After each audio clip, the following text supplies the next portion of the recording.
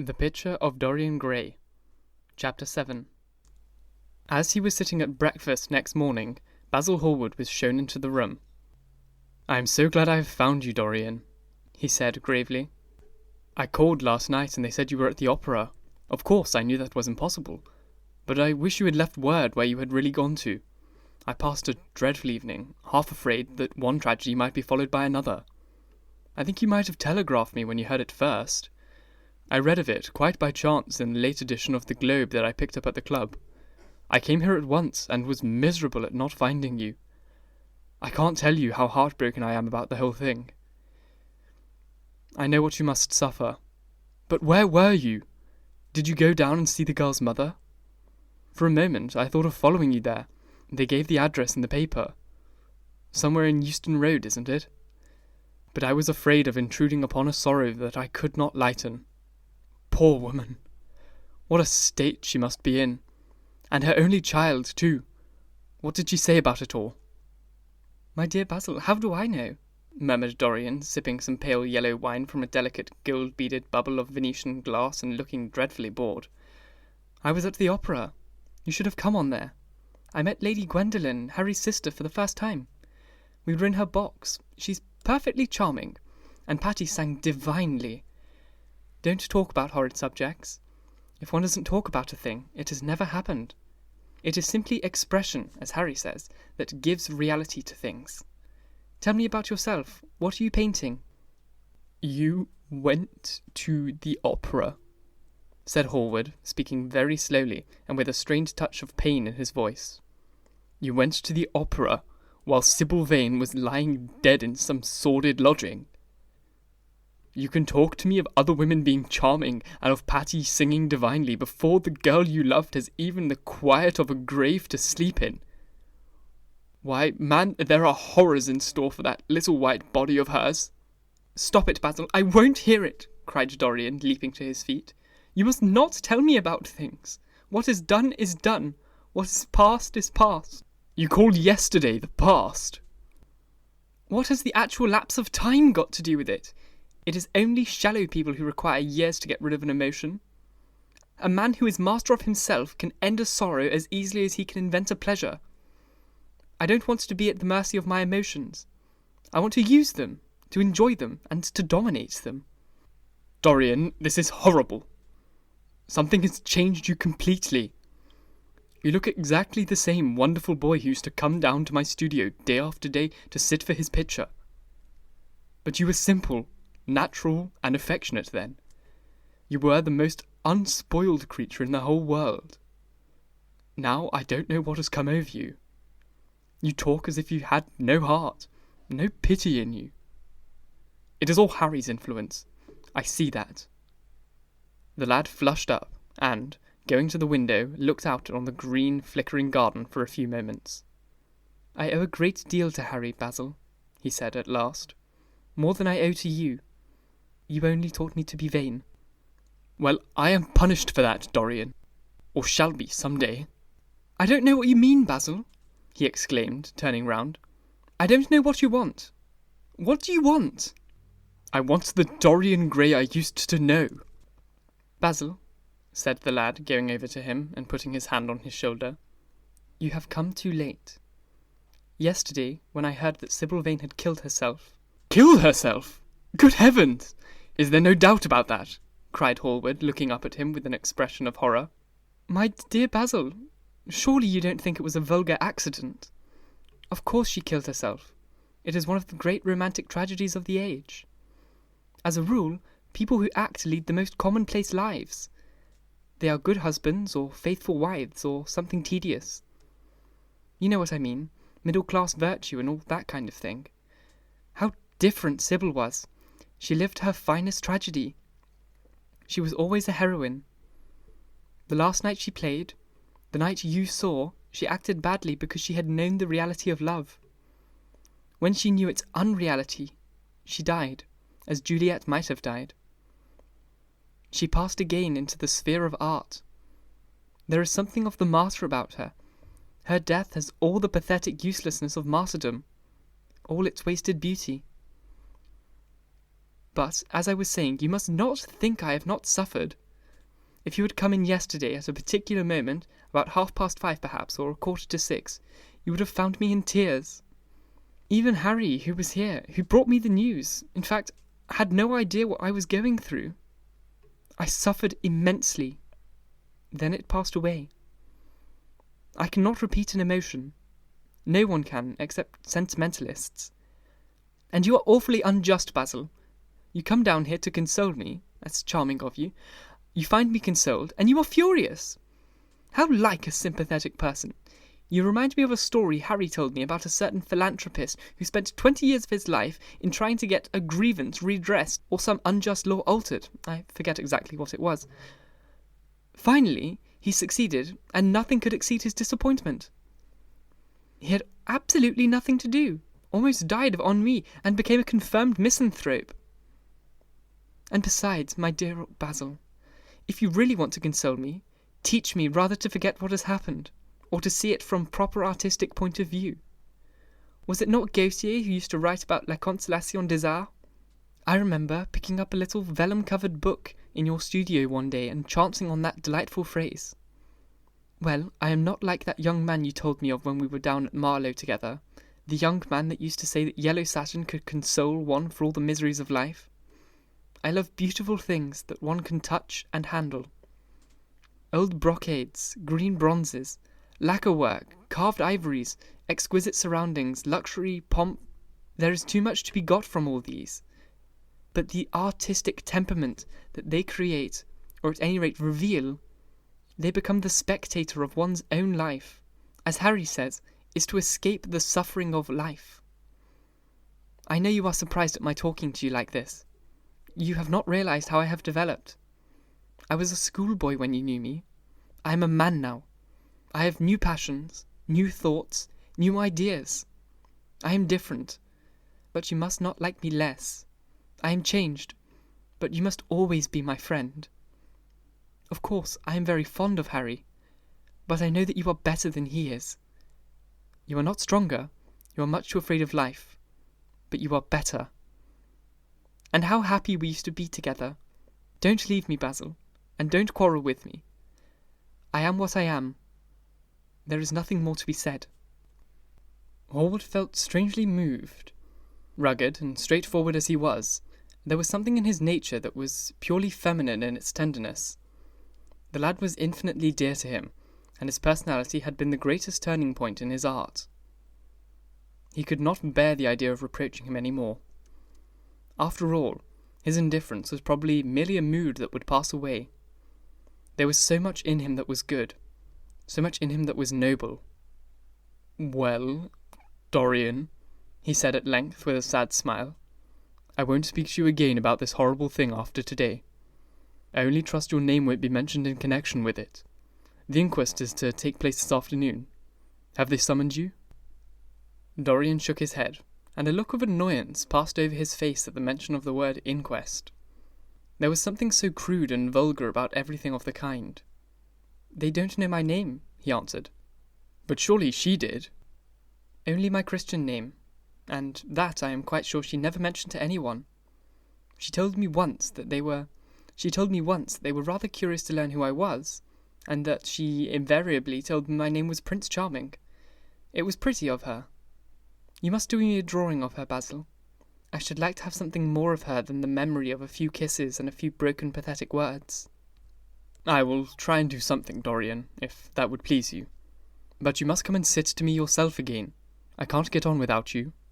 "I will never sit to you again, Basil. It is impossible," he exclaimed, starting back. Hallward stared at him. "My boy, what nonsense!" he cried. "Do you mean to say that you don't like what I did of you? Where is it? Why have you pulled the screen in front of it? Let me look at it. It is the best thing I have ever painted. Do take the screen away, Dorian. It is simply horrid of your servant hiding my work like that. I felt the room different as I came in." "My servant has nothing to do with it, Basil. You don't imagine I let him arrange my room for me. He settles my flowers for me, sometimes. That is all. No, I did it myself. The light was too strong on the portrait." "Too strong? Impossible, my dear fellow. It is an admirable place for it. Let me see it." And Hallward walked to the corner of the room. A cry of terror broke from Dorian Gray's lips, and he rushed between Hallward and the screen. Basil, he said, looking very pale, you must not look at it. I don't wish you to. Not look at my own work? You are not serious. Why shouldn't I look at it? Exclaimed Hallward, laughing. If you try to look at it, Basil, on my word of honour, I will never speak to you again as long as I live. I'm quite serious. I don't offer any explanation, and you are not to ask for any. But remember, if you touch this screen, everything is over between us. Hallward was thunderstruck. He looked at Dorian Gray in absolute amazement. He had never seen him like this before. The lad was absolutely pallid with rage. His hands were clenched, and the pupils of his eyes were like discs of blue fire. He was trembling all over. Dorian! Don't speak! But what is the matter? Of course I won't look at it if you don't want me to, he said rather coldly, turning on his heel and going over towards the window. But really, it seems rather absurd that I shouldn't see my own work, especially as I'm going to exhibit it in Paris in the autumn. I shall probably have to give it another coat of varnish before that, so I must see it some day. Why not today? To exhibit it?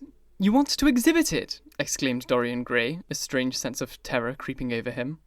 Was the world going to be shown his secret? Were people going to gape at the mystery of his life? That was impossible. Something, he did not know what, had to be done at once. Yes, I don't suppose you will object to that. Georges Petit is going to collect all of my best pictures for a special exhibition on the Rue de Sèze, which will be open in the first week of October. The portrait will only be away for a month. I should think you can easily spare some time for that.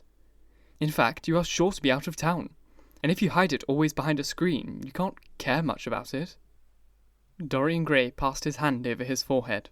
There were beads of perspiration there. He felt that he was on the brink of a horrible danger. You told me a month ago that you would never exhibit it, he said. Why have you changed your mind? You people who go in for being consistent have just as many moods as others. The only difference is that your moods are rather meaningless. You can't have forgotten that you assured me most solemnly that nothing in the world would induce you to send it to any exhibition. You told Harry the exact same thing. He stopped suddenly, and a gleam of light came into his eyes. He remembered that Lord Henry had said to him once, half seriously and half in jest, "If you want to have an interesting quarter of an hour, get Basil to tell you why he won't exhibit your picture." He told me why he wouldn't, and it was a revelation to me. Yes, perhaps Basil too had his secrets. He would ask him and try. "Basil," he said, coming over quite close and looking him straight in the face, "we have each of us our secrets. Let me know yours, and I will tell you mine. What was your reason for refusing to exhibit my picture?" Hallward shuddered in spite of himself. "Dorian, if I told you, you might like me less than you do, and you would certainly laugh at me. I could not bear your doing either of those two things. If you wish me never to look at your picture again, I have always you to look at. If you wish the best work I have ever done to be hidden from the world, I am satisfied. Your friendship is dearer to me than any fame or reputation." "No, Basil, you must tell me," murmured Dorian Gray. "I think I have the right to know." His feeling of terror had passed away, and curiosity had taken its place. He was determined to find out Basil Hallward's mystery. "Let us sit down, Dorian," said Hallward, looking pale and pained. "Let us sit down. I will sit in the shadow, and you shall sit in the sunlight. Our lives are like that. Just answer me one question. Have you noticed something in the picture that you did not like? Something that probably at first did not strike you, but revealed itself to you suddenly?" "Basil!" cried the lad, clutching the arms of the chair with trembling hands and gazing at him with wild, startled eyes.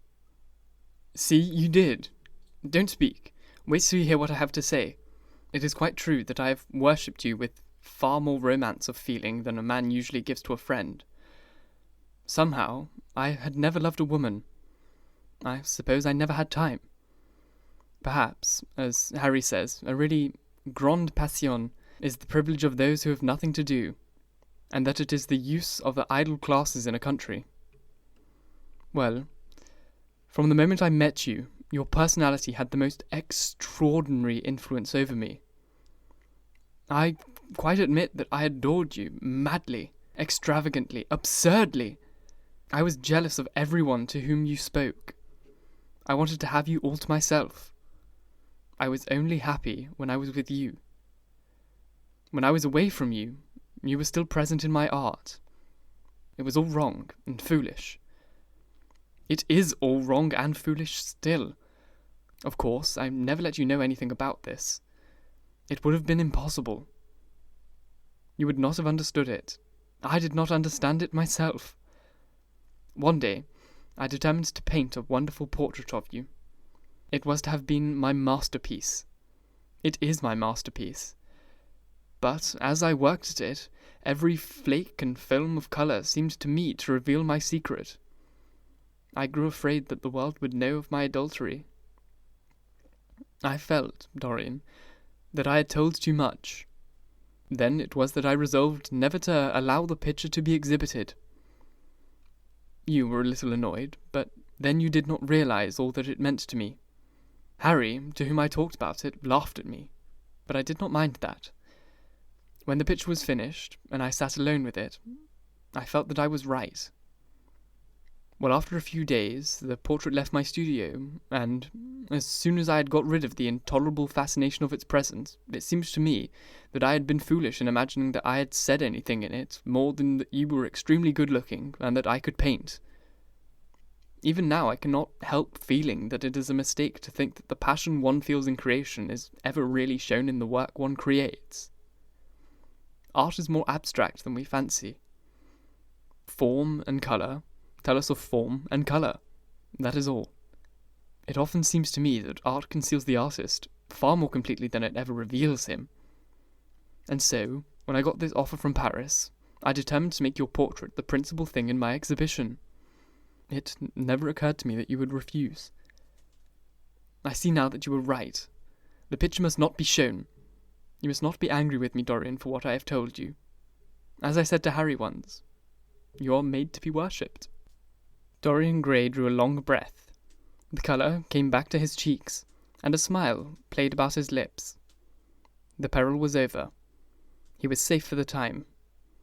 He could not help feeling infinite pity for the young man who had just made this strange confession to him.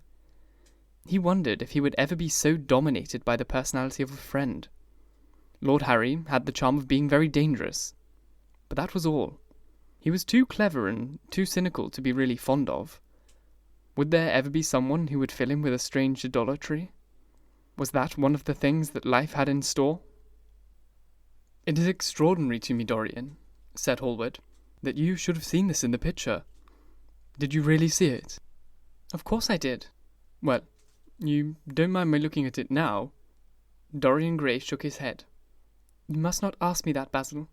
I could not possibly let you stand in front of that picture." "You will some day, surely." "Never." "Well, perhaps you were right. And now goodbye, Dorian. You have been the one person in my life of whom I have been really fond. I don't suppose I shall often see you again. You don't know what it cost me to tell you all that I have told you." "My dear Basil," cried Dorian, "what have you told me? Simply that you felt you liked me too much. That is not even a compliment." "It was not intended as a compliment. It was a confession. A very disappointing one." "Why, what did you expect, Dorian? You didn't see anything else in the picture, did you? There was nothing else to see." "No, there was nothing else to see. Why do you ask? But you mustn't talk about not meeting again, or anything of that kind. You and I are friends, Basil, and we must always remain so." "You have got Harry," said Hallward, sadly. "Oh, Harry!" cried the lad with a ripple of laughter. "Harry spends his days in saying what is incredible, and his evenings in doing what is improbable. Just the sort of life I would like to lead. But I still don't think I would go to Harry if I was in trouble. I would sooner go to you, Basil." "But you won't sit to me again?" "Impossible." "You spoil my life as an artist by refusing, Dorian. No man comes across two ideal things. Few come across one." "I can't explain it to you, Basil, but I must never sit to you again. I will come and have tea with you. That'd be just as pleasant. Pleasanter for you, I'm afraid, murmured Hallward regretfully. And now, goodbye. I'm sorry you won't let me look at the picture once again, but that can't be helped. I quite understand what you feel about it. As he left the room, Dorian Gray smiled to himself. Poor Basil. How little he knew of the true reason, and how strange it was that, instead of having been forced to reveal his own secret, he had succeeded, almost by chance, in wresting a secret from his friend. How much that strange confession explained to him. Basil's absurd fits of jealousy, his wild devotion, his extravagant panegyrics, his curious residences. He understood them now, and he felt sorry. There was something tragic in a friendship so coloured by romance. He sighed and touched the bell. The portrait must be hidden away at all costs. He could not run such a risk of discovery again. It had been mad of him to have the thing remain, even for an hour, in a room to which any of his friends had access. Thank you so much for watching. I do hope you enjoyed, and if you did, subscribe, because there's more to come.